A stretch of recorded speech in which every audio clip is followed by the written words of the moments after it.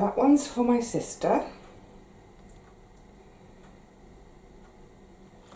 That one is for all of you. Ooh. Ouch, ouch. I need longer matches. All of you who are missing someone, I meant. And that one is for the whole world to wish for and hope for peace and love and a bit of joy. Right, park yourself, girl. Hello everybody, happy Christmas! It's Christmas! How are you all?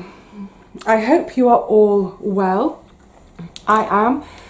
Very quiet here. Actually, the quiet is lovely. Yeah, I'm very well. I ache from head to toe because, oh my goodness, I have been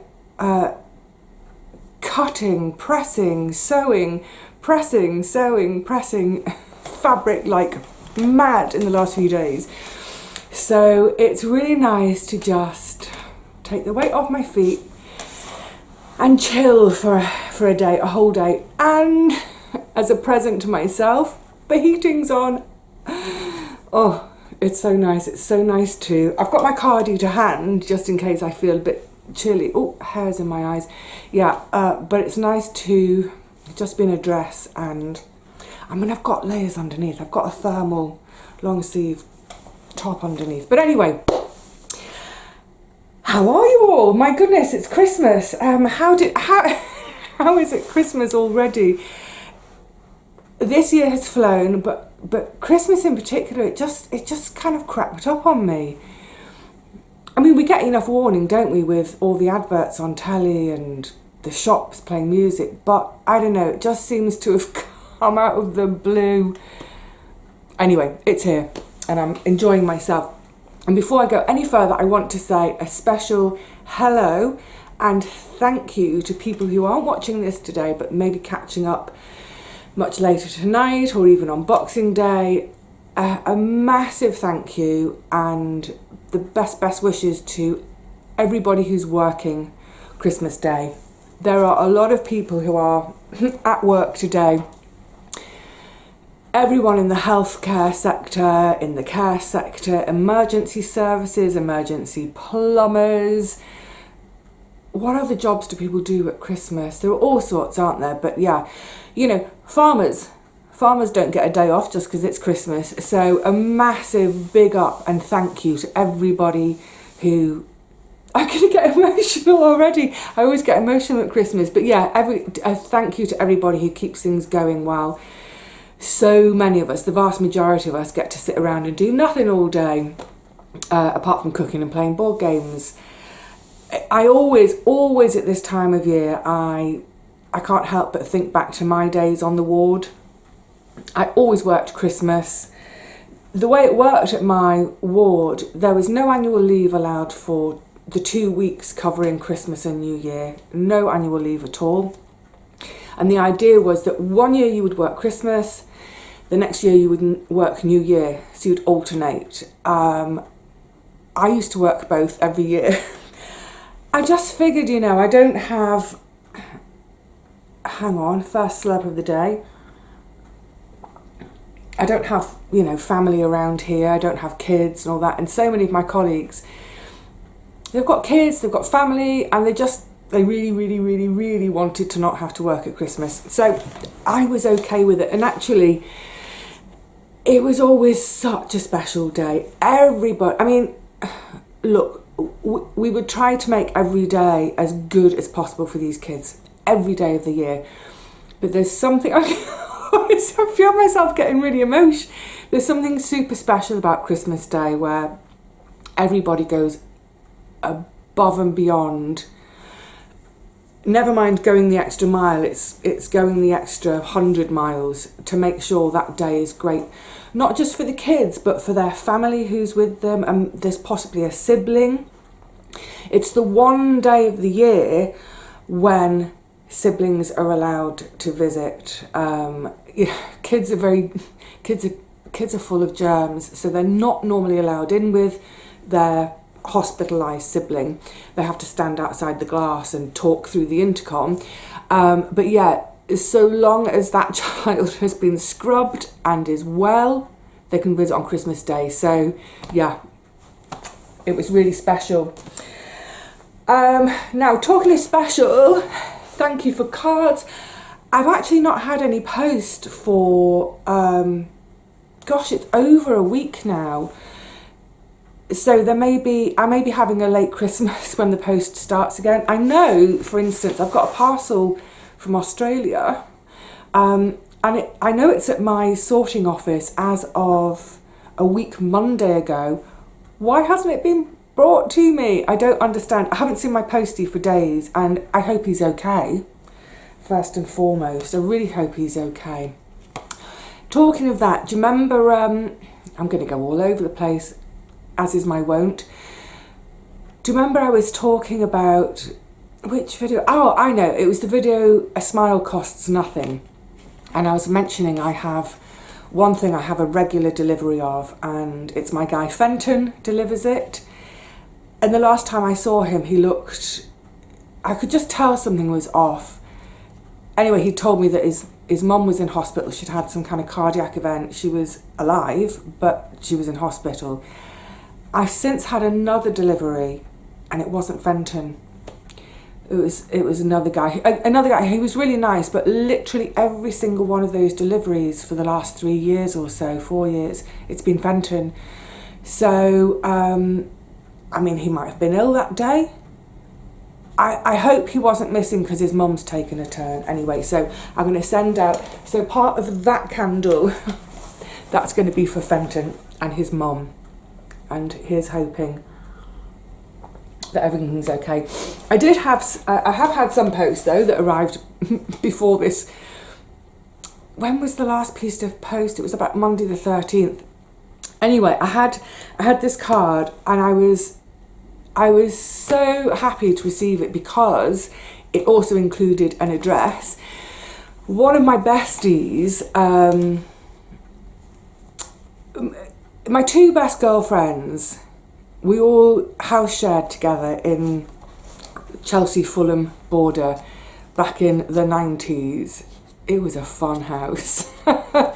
And, you know, here we are, 30 odd, more than 30 years later. We all met when we were sort of 23, 24. We were all fresh out of uni. We'd all come to the big smoke to, you know, make our fortune, Dick Whittington style. And we've stayed friends for life, which is so beautiful.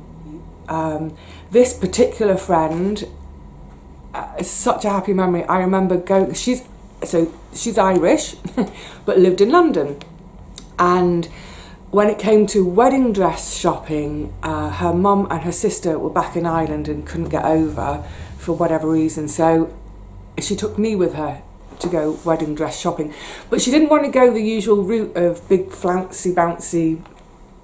I'm trying to think what the fashion for wedding dresses was, because this must now have been like towards the late 90s. Anyway, long story short, she decided rather than going to a traditional wedding dress shop, she would go to the gown department at Harvey Nicks. Harvey Nicks!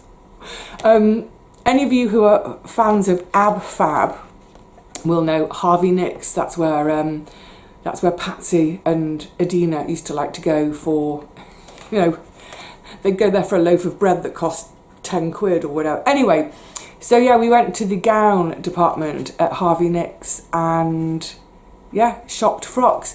And I remember there was one dress, she really liked it, and this is why you want a good girlfriend with you. She came out in the dress, it looked beautiful from the front. I said, turn around. Oh my God, her bum looked awful in it. It just looked awful. It made her bum look massive and lumpy. It was just awful. And I said, you cannot, you can't do it. And most of us are going to see you from the back for, it was a tiny, tiny service at Chelsea Registry Office. I think there were 12 of us for the actual ceremony. fantastic wedding photos of her and her husband running down the middle of the King's Road in Chelsea, turning backwards and waving. Anyway, so I said to the woman who was assisting, I said, have you got any Spanx? Maybe a pair of Spanx would help. And Nat looked at me, she's like, what Spanx? What are you talking about? She'd never heard of these kind of, they're knickers, but they go from like your knees to almost under your chin, and they just kind of hold everything in. So she tried the frock with a pair of Spanx. I don't know why I'm telling you this. It's Christmas Day, we'll chat about whatever we fancy. Anyway, even with Spanx, that dress, it was a bias cut, and that's the thing with bias cut, it can accentuate every lump and bump. Anyway, she found a different dress that was absolutely gorgeous, and yeah, what a great day the wedding day itself was. And after running down the King's Road for their photos, the reception was downstairs in a little Italian restaurant on the King's Road. I guess there were maybe about 30, 40 of us. Absolutely brilliant night, what I can remember of it. Anyway, so that's my long roundabout way of saying really, really good girlfriend. And you've heard me talk sometimes about Kate, so Kate was the other one.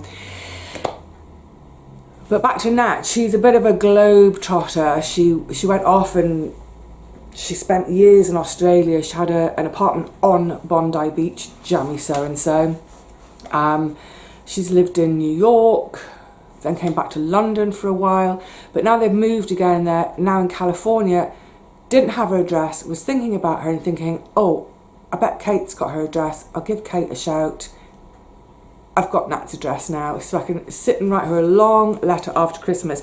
But one of the reasons, I'm going to put it up now, one of the reasons I was delighted to get it was because, oh, slot in Nat, get in there. On the back of the card, she'd written that she'd sent this obviously on the same weekend. They put their tree up and their decorations, and one of the decorations is one that I made for her about, crikey, I must have made it 20 plus years ago. 20 years ago. Was I living here? No, I was living across the road, so it must have been about 2001-ish. It's over 20 years ago that I made the decoration for her, and she'd written on the card that every year when she hangs it on the tree, she sends loving vibes to me. Oh, so sweet. The old-fashioned simple act of sending a card with a message in it that can be so lovely. So yeah, but otherwise, yeah, post has been rubbish. I've got a couple of parcels. I've got a parcel from Barbara and a parcel from Sarah and Ian. So I'll do a little bit of opening of goodies with you in a minute. I hope you've got something to open too. Where are we at? So the big thing, I suppose, is this is the last Christmas at the Cottage in the Sky. Well, I jolly well hope it's the last. Good grief. No, I don't have a moving date yet. It seems like things are progressing though, from the last couple of emails I had last week. Look, the solicitors, they're all off now for 2 weeks. There's going to be nothing happening for 2 weeks, which takes us to about, I don't know, the 5th or 6th of January. But the last couple of emails were quite promising in terms of progression. There are still some outstanding queries. But anyway, all being well, this will be my last Christmas at the Cottage in the Sky. And I haven't got any decorations out. So I've got my candles and I've got my cards and I've got, oh yeah, my little Father Christmas peg. That was from Sarah and Ian. It was on I opened one of the gifts last night. It was chocolate. Caramac. It was gorgeous. And some Hotel Chocolat chocolates, which are, well, they're in the kitchen. I'm pacing myself. lost my train of thought. Oh, last Christmas, yeah. Decorations, that was it. They're packed.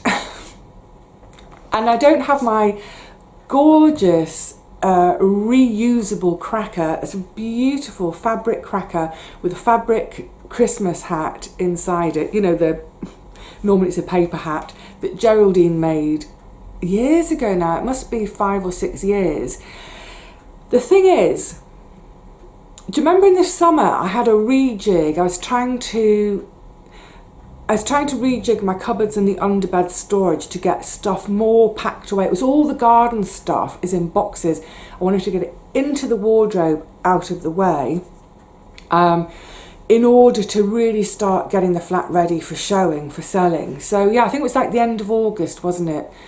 Because I went on the market on 19th of September, was it? Anyway, I had the agents coming at the beginning of September. I had the Christmas cracker in my hand during that process.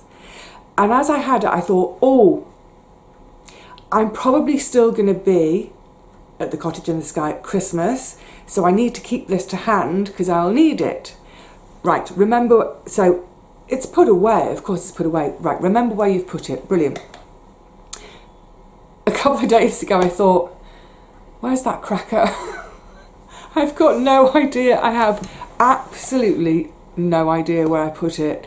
I should have made a note, shouldn't I, and put it on my pin board. Christmas cracker is in... No idea whatsoever. Never mind, never mind. So, yeah, it's a bit minimal this year. But, goodness me, my excitement for next year is... It's brimming over. Obviously the whole move, but thinking ahead to Christmas next year. So for instance, I haven't had a tree in here for years and years and years.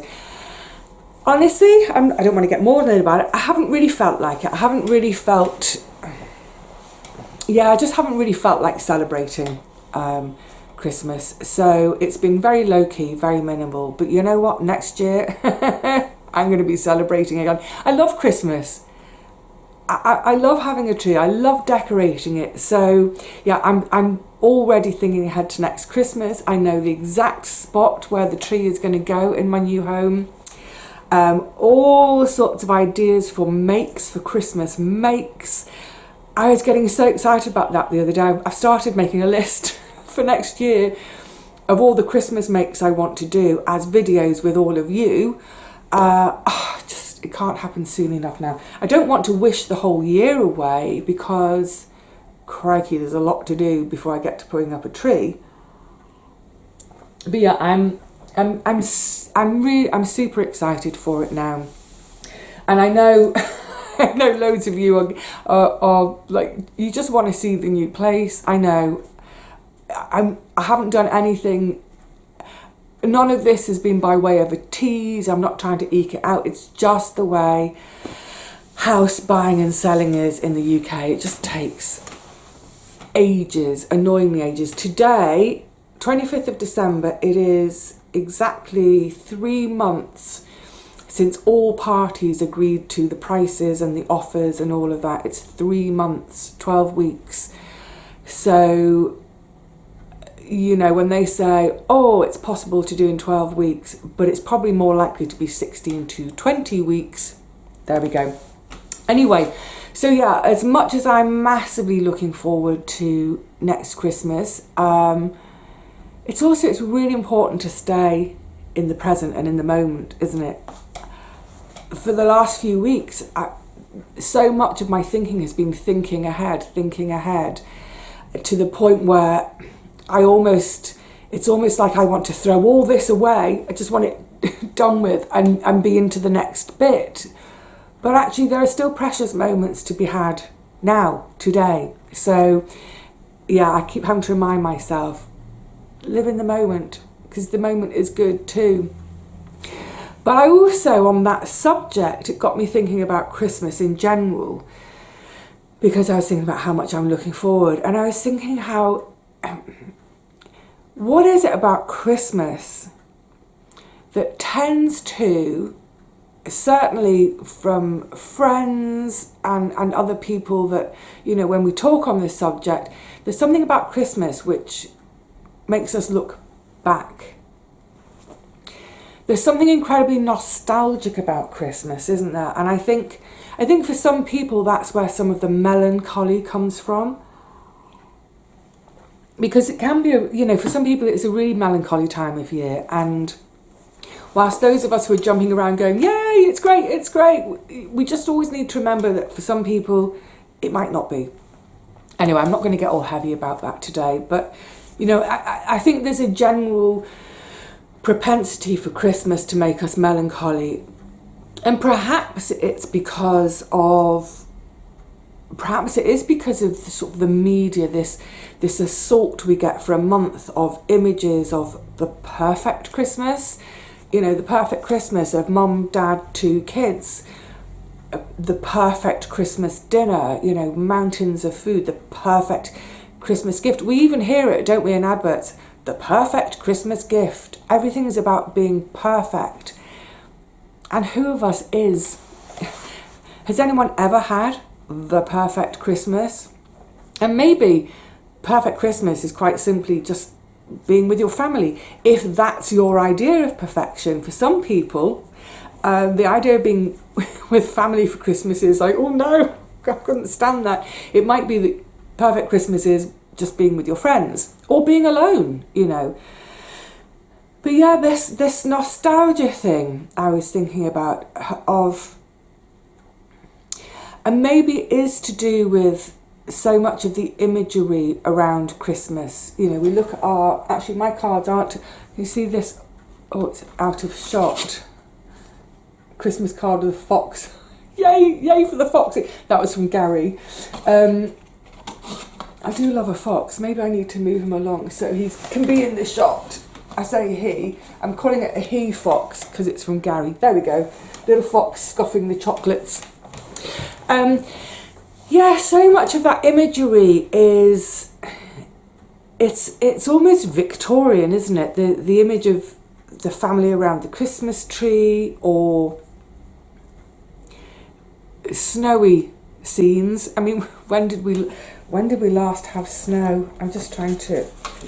I scribbled a load of notes about things I might want to chat about today. What did I think about nostalgia?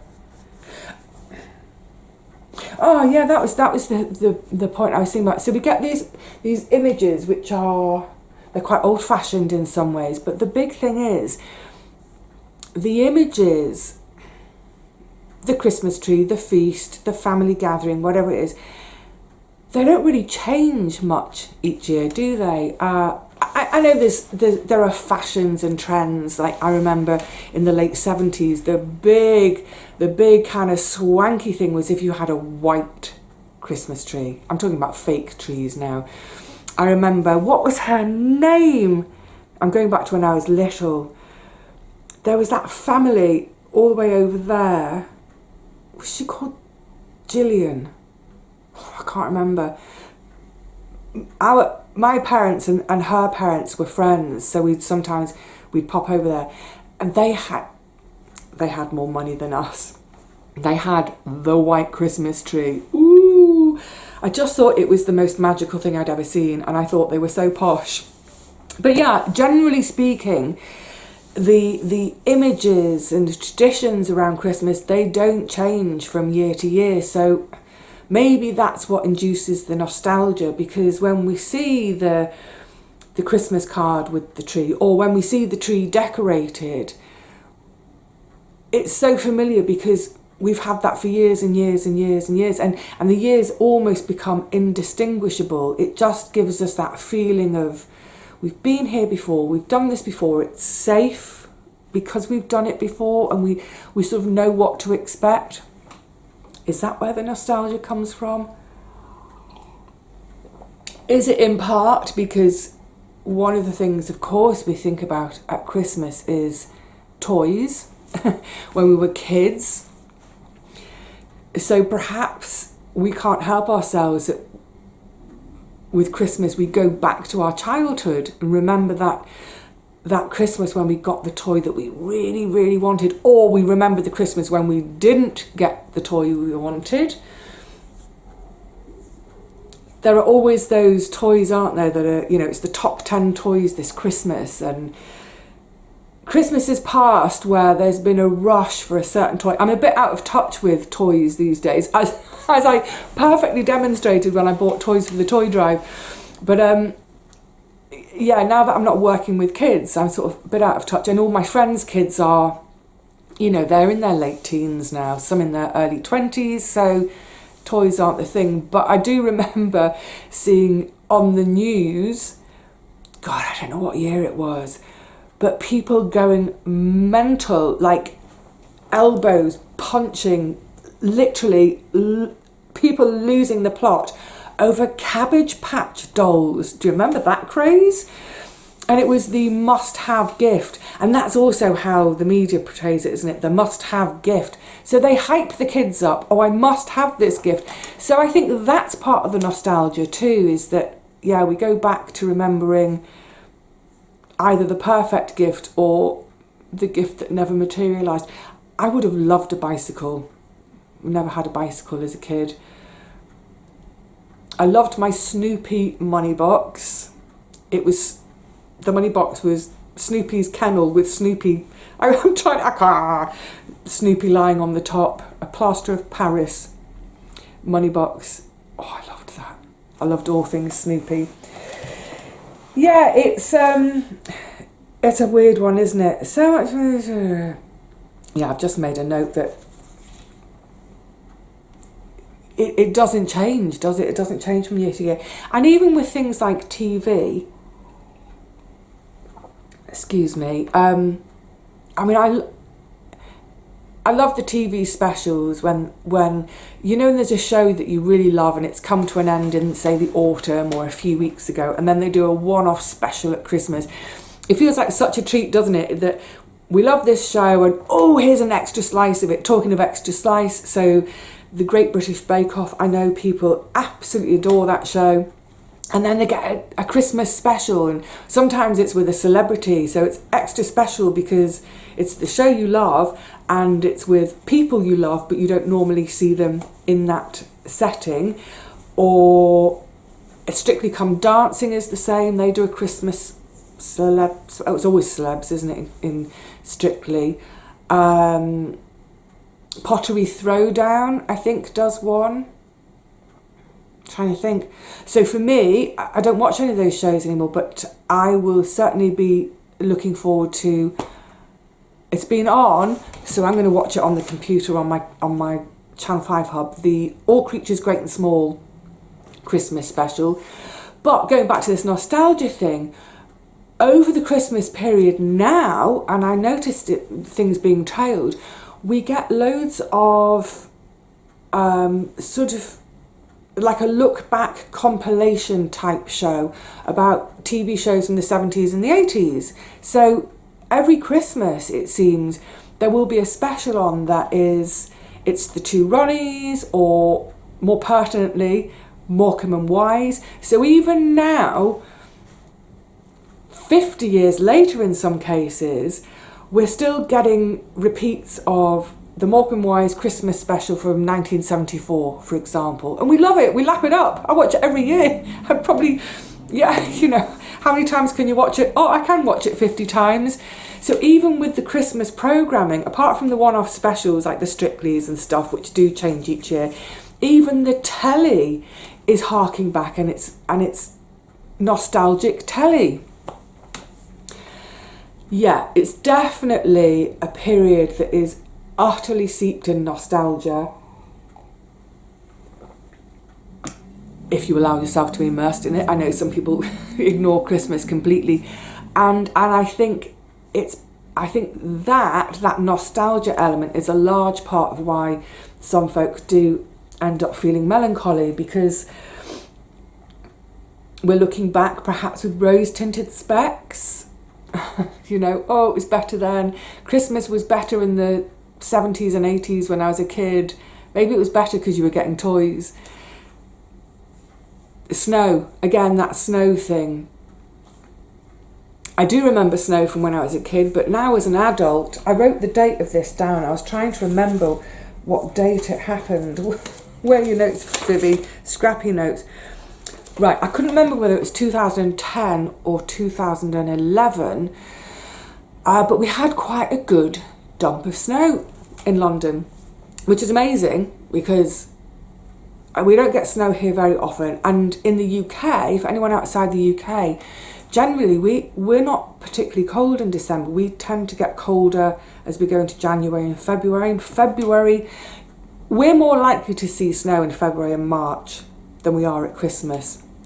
But on this one particular Christmas, it had started snowing late in the afternoon.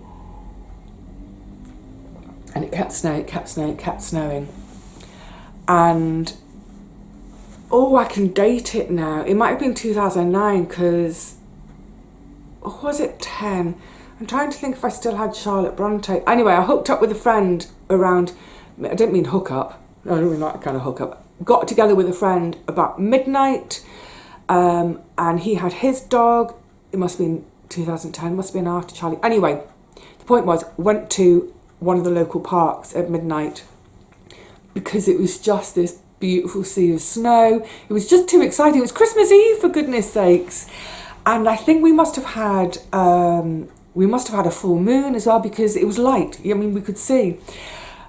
And it was just the cutest thing because at the far end of the park, and we could hear the noise, there's a sort of little adventure playground area. So they've got a zip line and climbing stuff, and we could hear a load of noise. And as we got closer and closer, it was a whole family, extended family, multi-generational. There must have been about 15 of them, and an Indian family.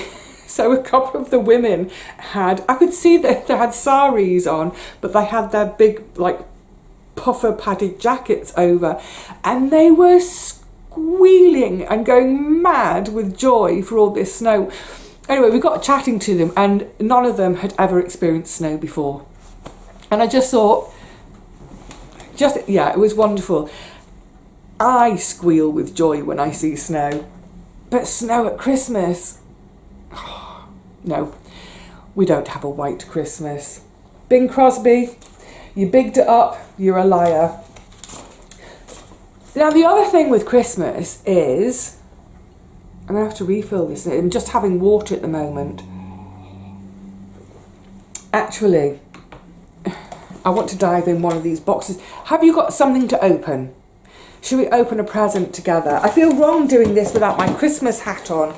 I should. Whoa! It's a big box. I feel like it's sort of against the law to open a Christmas present without wearing a paper hat or a reusable fabric hat. Now, Sarah and Ian, thank you so much, lovelies. They sent a box. There are bits and pieces wrapped up. There are a couple of bits that aren't wrapped that I'd spotted because I opened the box and realised, oh, not everything's wrapped. Quick, close it, put it away. I was going to take everything out and arrange all the little. Anyway, in here, a bottle of Prosecco. Actually, that's quite cold. I'll talk about the issue with my lack of cold spaces in another video. But also, I love this idea. I think this must be, yes. Ooh, I've never tried it. Dunkerton's Premium Reserve Organic Cider. Handcrafted and award-winning. Now, I'm not a cider drinker, but I also spotted, I'll have another dip into this box in a second because there are things to unwrap. Also spotted mulled cider spices. Now, I say I'm not a cider drinker normally, but I make the exception for mulled cider, and I haven't had it for donkeys and donkeys. But I also thought about mulled apple juice, and the reason, and this flashed me back to, I was supposed to be talking about traditions. Hang on, I need to blow my nose, sorry. That's better. I'm also getting really warm. I think I could probably, the thermostat says 19.8. That's the warmest it's been in here for ages. Right, tradition. I'm going to come back to that tradition thing in a second. Just this is because I've opened a Prezi. In London, there's a market called Borough Market. I know tons of you will know it. It's very near London Bridge Station. It's right on the river, near Southwark Cathedral. I love it. It's a foodie market. Now, I haven't been, I was trying to work this out when I saw this in the top of the box. I haven't been down to Borough Market for about 3 years now. I used to go there frequently. I would say though, in the last 10 to 20 years, it's become really quite touristy. So if you want to go, I would say go before 10 a.m. But I love the market because, like I say, it's a foodie market. So it's a wonderful place to buy ingredients. But it's not just your usual, you know, £2 a pound, £2 a pound or whatever. It's not just the normal fruit and veg. There are quite a lot of specialist stores. It's kind of, how to describe it? It's quite swanky ingredients. So for instance, there's a guy there, or used to be a guy there, the fungi stall with just, I mean, a fungus, I've no idea what it is, and like great slabs of fungus, and you can, you know, break a bit off and have it weighed separately or whatever. Amazing stall. I don't know if he's still there. All sorts, like cheese makers, bread makers. It's very artisan, so the prices are up there. The other lovely thing about Borough Market is there's tons of restaurants and cafes around the place. There's a sausage and mash place that's open all through the night. So if you've been out clubbing and you've got the munchies at 4 or 5 a.m, there's a sausage and mash place in Borough Market, and I think they stay open right till the morning for the traders, so the traders can get, you know, sausage in a bun or what have you. But loads of also street food. There's loads of street food vendors there. So if you're having a day out in London and you're near the South Bank and you're feeling a bit peckish around lunchtime, pop into Borough Market. Tons of street food. My mouth is watering thinking of it all. But one of the stores there that I used to go to regularly when I did visit, don't know if they're still there, is an apple seller from Kent, so just down the road from here, Garden of England, Kent, and its gorgeous orchards. An apple seller. Now, obviously, apples aren't available all year, so when the apples aren't in season, they have all sorts of apple products, including juice and cider. And in the winter, and it's a really lovely treat if it's a really cold, damp day, he does mulled apple juice. So for those of you, you maybe don't want alcohol in the middle of the day, you can get a mulled apple juice and you put your hands around it, warm your hands, and it's just the most delightful drink. So Ian and Sarah, thank you so much for this, because when I saw it peeking out the top of the box, I am definitely going to give myself a mulled cider later on. And then I thought afterwards, if I don't want to have an alcoholic drink, I can just do this with apple juice. Does it say what spices are in? Cassia bark, or is it cassia? Cassia, it's double S. Cassia bark. I was going to say I don't know what that is, but it rings a bell somewhere. I think I either saw a program or read something in a book that it's more familiar to us in another form. There's something trying to ring up here. Anyway, lemon peel, whole allspice and whole cloves. Sniff test. Oh my giddy. Have a sniff. Did you sniff? I've played that trick on you before, you should know by now. Oh, it's made my mouth water.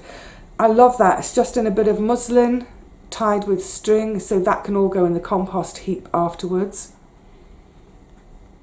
I still got my key to the old allotment site, so maybe I can just get all my kitchen scraps together, including these, sneak in at dusk, midnight, and put it all in someone's compost bin. That smells absolutely gorgeous. That is going to make the flat, just mouth watered again, that's going to make the flat smell utterly delicious. It's got that kind of, it smells like an apple pie that's being baked. One of the other things I'm looking forward to when I move is I can't wait to try out the oven in my new place. The oven is integrated, so the oven is there for me. I'm going to quite quickly try and bake something like just some cookies or something that's not expensive to make. It doesn't take too long and too much effort, just to see if that oven, unlike this one, will let me bake again. Just thinking of baking because of that gorgeous spice smell. Should we open something else? Oh, what did you open? What did you get? Was it something lovely? I hope so. Now, this little lot came from Barbara. Excuse me. As I was saying, this little lot came from Barbara. Now, 3 things. I think they're all DVDs. So I'm going to open one with you. Maybe it's 3 that are related. I've no idea. I do feel naked without my hat. Let's see. Oh, well, I would have never have guessed. So it's Romeo and Juliet, and it's Damian Lewis, Cody Smith McPhee. I don't even know this one. When was this made? Oh God, I can't see a date. How fab! I mean, it's such a great story, isn't it? The Baz Luhrmann one from years and years and years ago. Barbara, that's fantastic. Thank you, lovely. Oh, can I quickly race through the others? Are they all Shakespeare? Quick! I can't get in. Kenneth Branagh, Richard Briers, that's got to be Shakespeare. Oh, Much Ado About Nothing. I saw that in the pictures, haven't seen it since. I will really enjoy that, thank you. Oh, how great. That's from yonks ago, isn't it? Because, blimey, that's in the days when I used to go to the cinema. That would be fun. It'd be really interesting to see a different version of... Brilliant, of Romeo and Juliet. Oh, fantastic. Out, damn spot, out, I say. Who would have thought the old man had so much blood in him? I'm Lady Macbeth. Fantastic. It's Roman Polanski's. What 1971. Never seen it.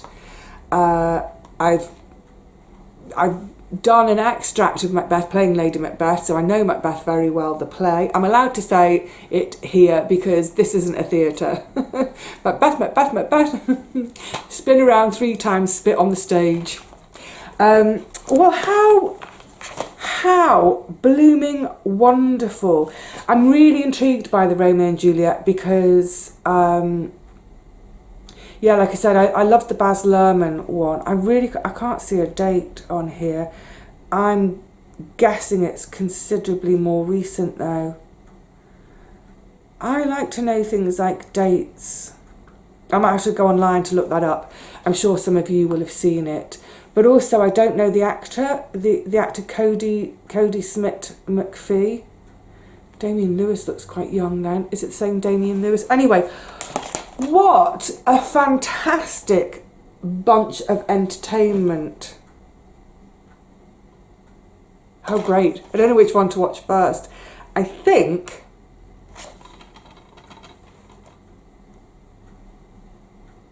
When Dunsinane Wood moves.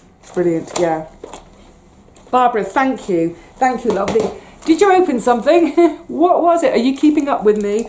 And then I'm going to have this little one from Barbara. Ooh! I saw papaya. Shampoo. Thank you, lovely. I washed my hair last night, so I don't need a wash. Would it be naughty to start a new bar before my old bar is finished? Let's have the sniff test. Oh, look at the colour. That is so cheerful. It's delicate. Tropical girl. Barbara, thank you so much, lovely.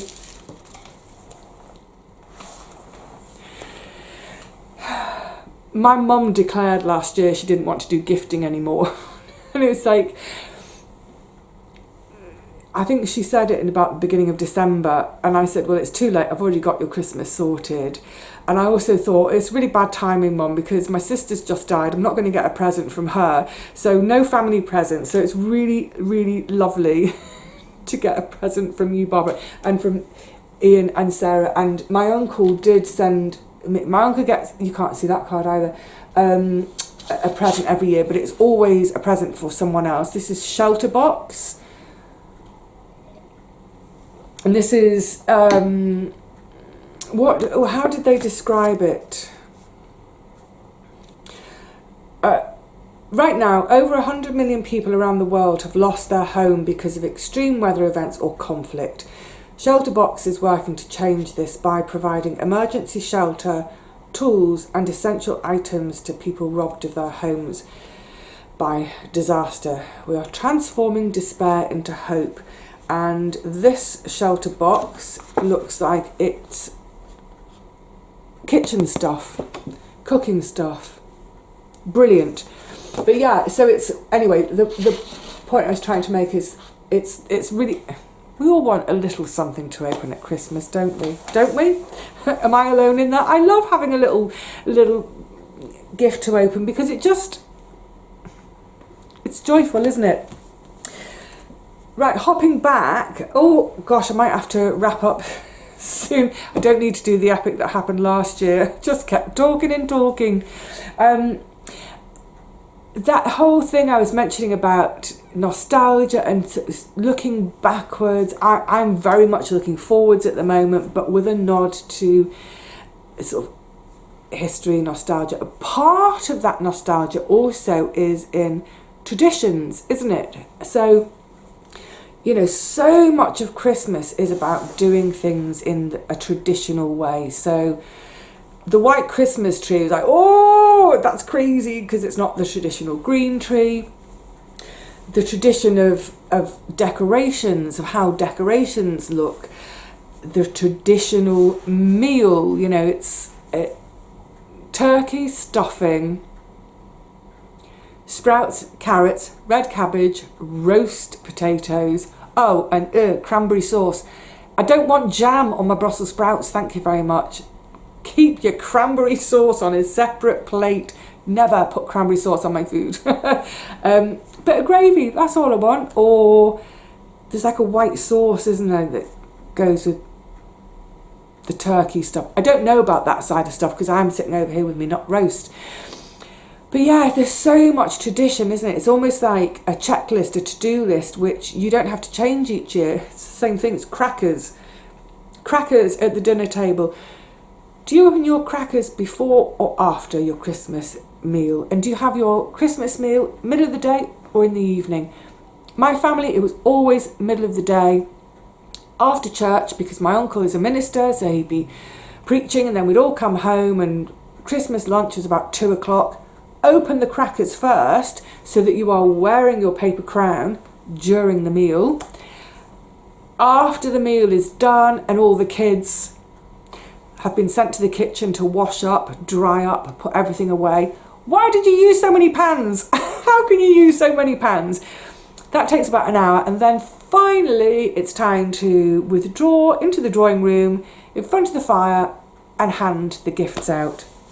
So for my family, it's like this. It's like a set menu every year. You kind of know exactly what's going to happen and when it's going to happen. And there's something, I think it goes back to that comfort of the coziness of it being safe, because we know what's about to happen. We know what's coming. And of course, different families have different traditions. Our family then do the blooming, dreaded Boxing Day march up a mountain in pouring rain. Leave me on the sofa with my book.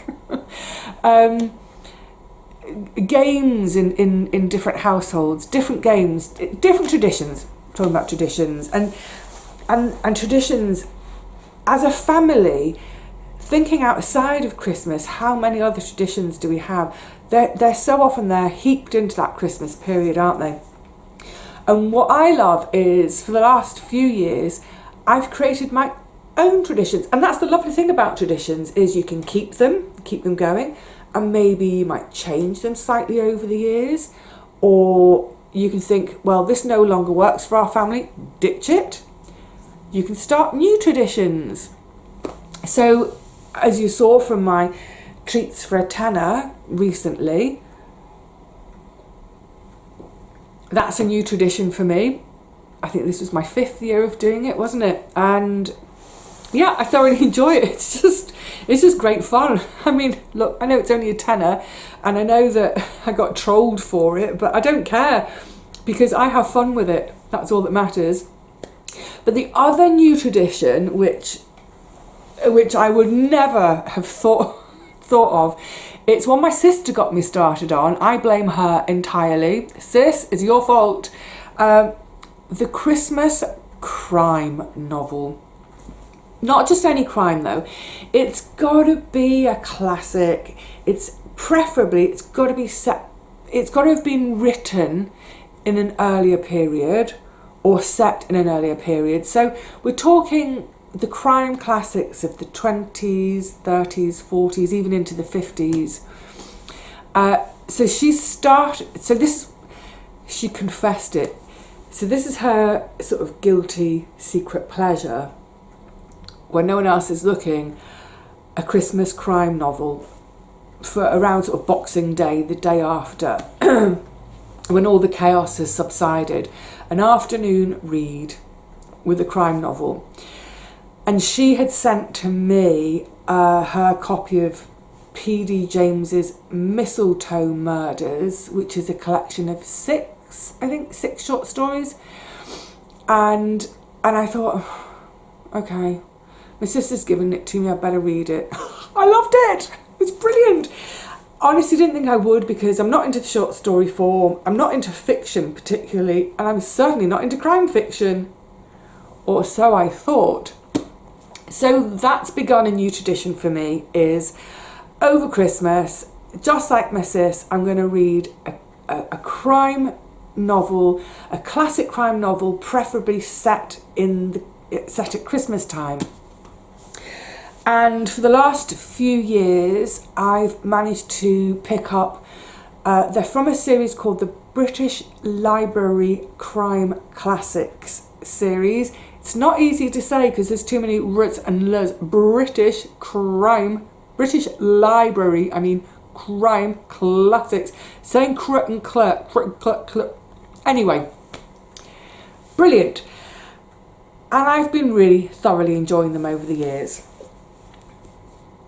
About a week Friday ago, so it's coming up on 2 weeks now, I suddenly thought, I don't have a classic crime thing to read at Christmas. So I dashed off to my favourite place to get second-hand books. And I was delighted when I went in to see a member of staff there who he worked there for years, and they sell all sorts, but they've got a big book section.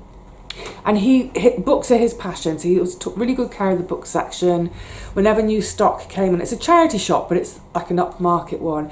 Whenever new stock came in, he'd always go for the books first and get them priced and put out. So, obviously over the years we got talking, And then he got transferred to another branch, so I hardly ever see him now.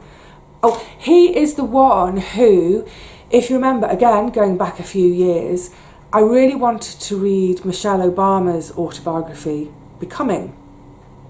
And I was scouring the charity shops.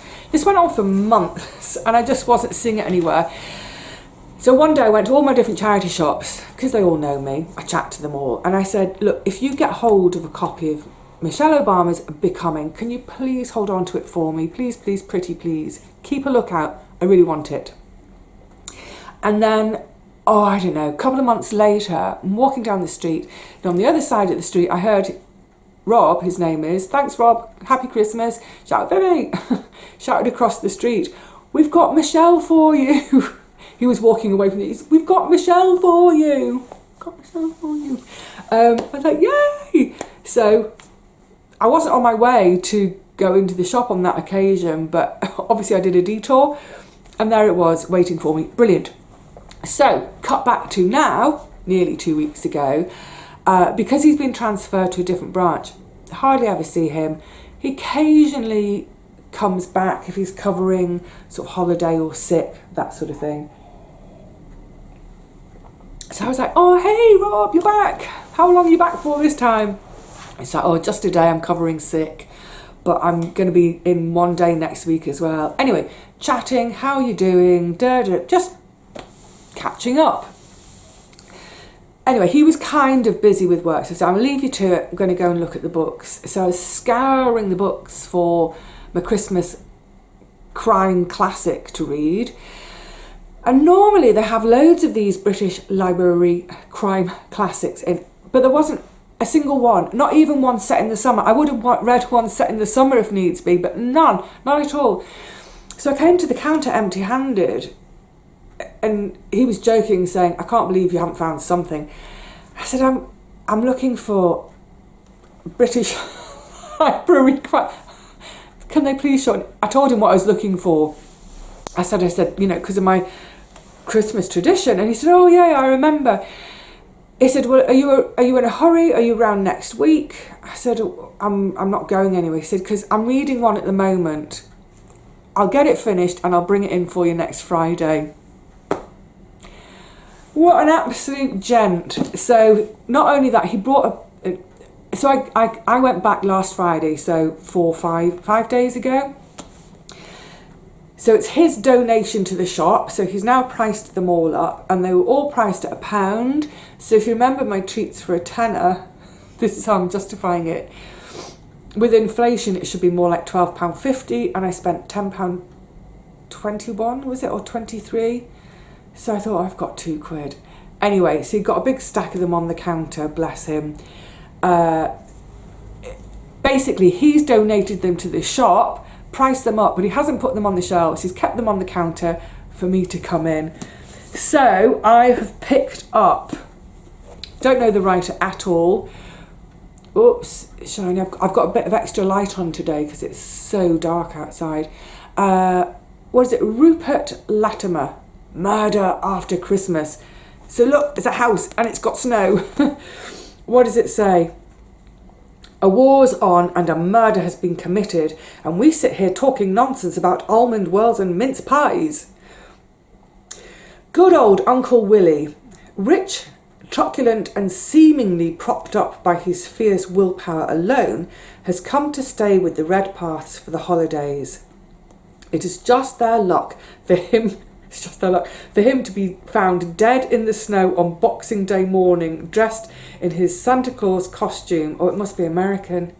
It's British Library, it should say Father Christmas costume, seemingly poisoned by something in the Christmas confectionery. As the police flock to the house, Willie's descendants, past lovers and distant relatives are drawn into a perplexing investigation to find out how the old man met his fate and who stands to gain by such an unseasonable crime. First published in 1944, it's a lively riot of murder, mince pies and misdirection. Yay! So Rupert Latimer was the pen name for Algernon Victor Mills. Algernon Victor Mills, that sounds like well, it couldn't be more English, could it? It sounds like Christmas itself. Fantastic. So there's a war on and someone's been murdered and they're found dead in snow in Father Christmas's outfit. Brilliant. And because I thought I need a backup in case next year there's nothing around. Murder at the Old Vicarage by Jill McGowan. Now this is more recent, I think. This doesn't... I've gone a bit naughty. This is 1988, so it's not in that classic genre.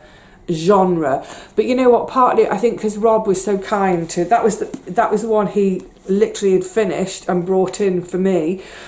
So it was hot out of Rob's hands into mine. And I thought, oh, he's brought all these in. I'm going to buy 2. So it says, deepening snow has isolated, we like isolation, has isolated the village of Byford from the outside world. But as locals settle down for the festive period, the peace is suddenly destroyed with news of a violent crime at the vicarage. So 1988, but it already feels like it's out of that period of the sort of Agatha Christie, Dorothy L. Sayers time. Brilliant.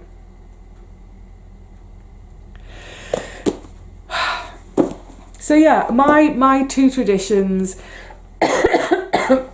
maybe they'll be added to over the years, I don't know, but my 2 traditions of having my treats for a tenner and of having my Christmas crime classic that preferably is set at Christmas. I want the murder to happen on Christmas Day, says she in the most horrifically ghoulish way. You know what I mean?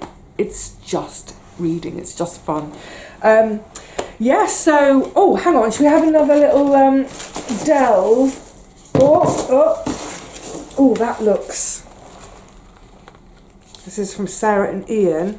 And also Harriet wool fat soap. Harriet, does that mean it's come from Harriet country? Does it say? Natural lanolin. Well, we all know shepherd's hands are... Oh, yes, it's from James Herriot. The world of James Herriot up in Yorkshire. It just smells soapy. It's like an old-fashioned soapy smell. That's lovely. Yeah, it's like shepherd's hands with all that lanolin, or sheep shearer's hands. Fantastic. Did you pick up something else to open? By the way, have you... I'm going to put this out later in the afternoon. Have you had your lunch by now? Have you done your Christmassy lunch bit yet? Or are you going to have it later? Am I your aperitif? Sparkly spots inside there. Ooh. Shampoo. Hair. What does it say? Godiva. Oh. It's called Godiva. Oopla. See? Right, let's have a sniff. Sniff test. What a cute box. That's homemade, that box, isn't it? I bet. Oh my goodness.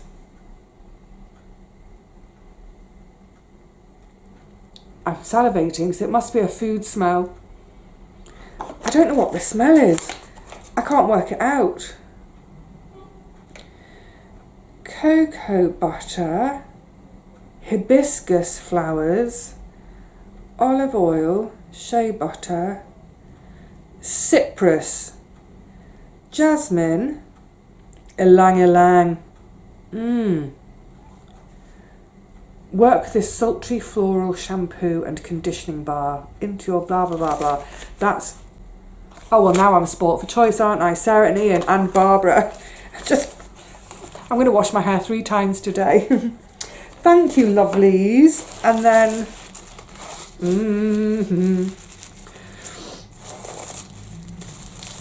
Save your ribbons. Save your ribbons. Save your wrappings. iron the wrapping paper. What is it? What is it? What is it? Ooh. Oh, I think so. It must be from the... Oh, well, this is my favourite smell in the world. This is called Blue Skies and Fluffy Clouds. Patchouli and frankincense foam. Oh my goodness. Smell. Get a good sniff. Oh, that's gorgeous. Now I think this is one of those bars where you cut a bit off to pop it in the bath. You don't put this, it's not like a bath bomb. This is really heavy. I can't kind of show you how heavy it is, but it's dense. I think it's one of these bars you cut a bit off, pop that in the bath and it fizzes up. So I'm going to be using this every time I bathe until I move. Gosh, that's yummy. What loveliness, what absolute loveliness. I am spoiled. I've been spoiled. Thank you. Oh, shall we have one more? There's a squishy one. This is Sarah and Ian again. Oh, cute. It's Quentin Blake wrapping paper. Look at that, isn't that adorable? I love Quentin Blake. Absolutely love his stuff. So if you think you don't know Quentin Blake, but if you've ever read any Roald Dahl books to your kids or grandkids, almost certainly the edition you have will be illustrated by Quentin Blake. Ooh! Now, to go with me woolly soap. Oh, these are gorge. Sorry, upside down. Wool socks. You all know I adore wool socks. I've got a thing about wool socks. Oh, they're super. They're really kind of soft, almost fluffy. That's so soft. It's crazy soft. Joya. I don't know Joya. Oh, so soft. They're gorgeous. Thank you both so much. I don't know what to do. Seriously, I want to go and have a bath in my dreamy cloud foam. Wash my hair, get out, put my snuggly socks on and watch Macbeth. Why not? Why not? Look, something I've always said about Christmas is, it means different things to different people. And going right back to the beginning, and I really will wind up, the idea of, somehow the perfect Christmas. No. The perfect Christmas is when you have the Christmas that you want, the Christmas that you need. And for some of us, for many of us, that means just having quiet time, having rest, getting away from chaos for a while, having a day to eat whatever you fancy, get up at whatever time you fancy, stay in your pyjamas if you want all day, do what you want. For some of us, that's the ideal Christmas. Oh, I need to blow this nose again, sorry. An ideal Christmas for me would be less nose blowing. It's, make of it what you will. And I just hope for you that you get the one that you want and need. I'm certainly having a lovely day so far. The day is still young. And the thought of, I know some people say, oh, you can't be on your own at Christmas. You mustn't be on your own at Christmas. I've always said I'm perfectly happy in my own company. I know for some people that would be awful. The prospect of being alone at Christmas would be truly awful for them. And I hope for any of those of you out there watching who are on your own and hating it, I hope at least a little bit of what's probably an hour of natter from me has been a bit of company. If nothing else, just a bit of company and togetherness. But yeah, I'm content with my Christmas as it is. A few food treats, a lot of really lovely gift treats, smellies and socks and entertainment. That's more than enough to keep me happy. So on that happy note, I'm going to wish you all a very, very happy Christmas. For some of you, it'll be welcome gone. For those down under, and for those who've been at work all of Christmas Day, you might not see this till Boxing Day. Well, happy belated Christmas to you all. More than anything, I wish you all peace, love, joy, care, comfort if you need it, companionship if you require it, whatever you need, I hope you are getting it and having it. And very soon, well, we'll be looking forward to a whole new year, but that can wait for another day. For today, let's just be in the moment and enjoy what we have. Lovely people, I will see you all again really soon, I hope, but I don't know, it depends what effect that mulled cider has on me. Yeah, I'll see you again soon. Until then, please look after yourselves, enjoy your day, spread some love, spread some joy. Pick up the phone. If you're on your own, just pick up the phone to someone and have a natter. Until the next one, happy Christmas and cheerio.